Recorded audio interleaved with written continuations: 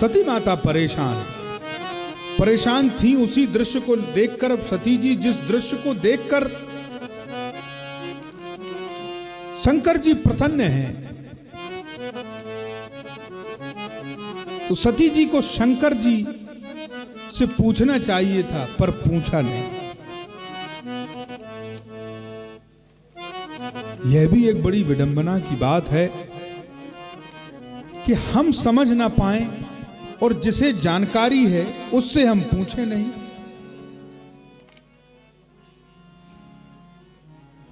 वंदे बोधमयम नित्यम गुरुम शंकर रूपिणम। साक्षात सदगुरु पति के रूप में हैं,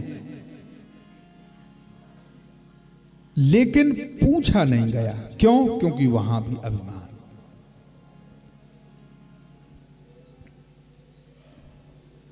सदगुरु वैध वचन विश्वासा, उनकी बात सुन लेती, मान लेती तो उनका कल्याण हो जाता और ये संशय होता ही नहीं उनको।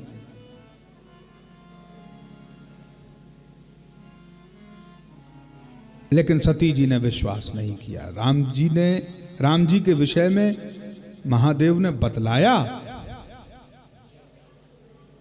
लेकिन उन्हें विश्वास नहीं हुआ।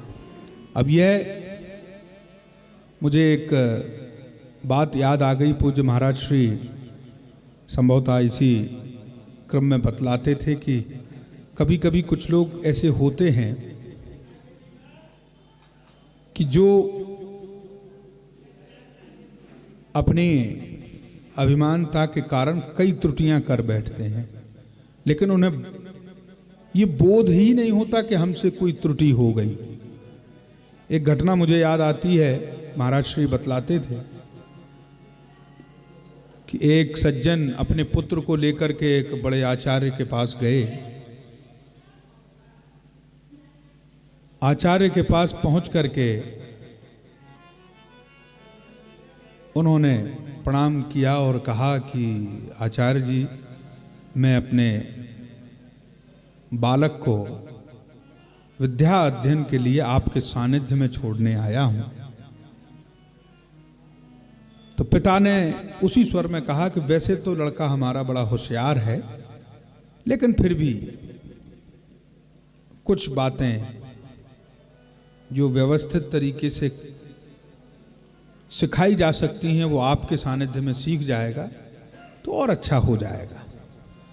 अब आचार्य जी ने जैसे ही पिता की बात सुनी तो उन्हें लगा कि अरे, ये तो स्वयं ऐसी भाषा बोल रहे हैं कि जैसे इनका पुत्र बहुत विद्वान हो। तो गुरुजी ने कहा कि कोई बात नहीं, आप इनको छोड़ दीजिए और जो भी हो सकेगा प्रयास से हम लोग इनको तैयार करेंगे। और पिता चला गया। कुछ समय बाद पिता वहां वापस आए कि भाई अब काफी समय हो गया है, बेटे के हालचाल लिए जाएं कि कैसी विद्या वहां पर वो प्राप्त कर रहा है और गुरुओं से चर्चा हो जाए। तो वो जैसे ही गुरुकुल पहुंचे और पहुंच करके सीधे आचार्य जी ही मिल गए उनको। तो आचार्य जी को पिताश्री ने प्रणाम किया। प्रणाम करने के उपरांत के महाराज जी, बालक से मिलना चाहता हूं और उसको ले जाने आया हूं। ये तो एक अलग विषय है, लेकिन आप ये बतलाइए कि है कैसा पढ़ाई में। तो आचार्य जी तो बहुत एक तरह से खींचे हुए थे। उसकी जो स्थिति थी, वो प्रतीक्षा ही कर रहे थे कि कब इनके पिता आएं और हम इनको वापस भेजें। तो जैसे ही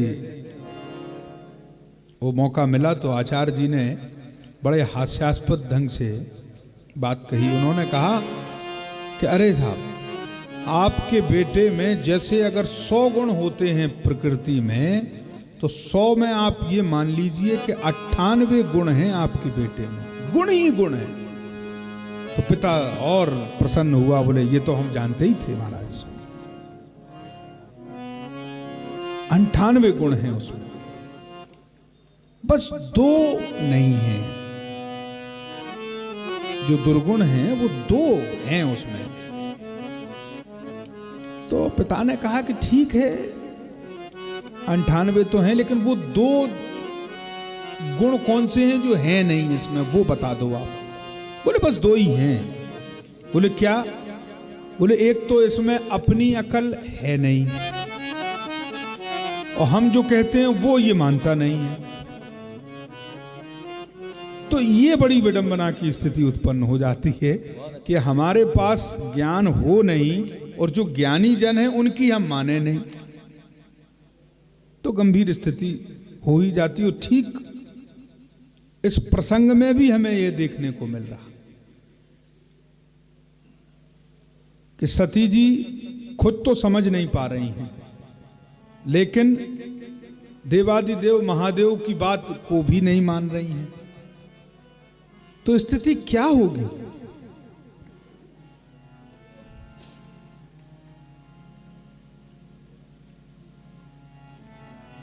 जो तुम्हारे मन अति संदेहु,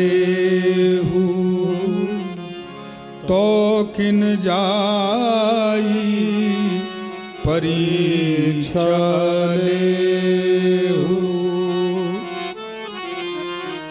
अंत तो गत्वा देवादिदेव महादेव ने भी कह दिया, जो तुम्हारे मन अति संदेहु, तो किन जाई परीक्षा लेहु।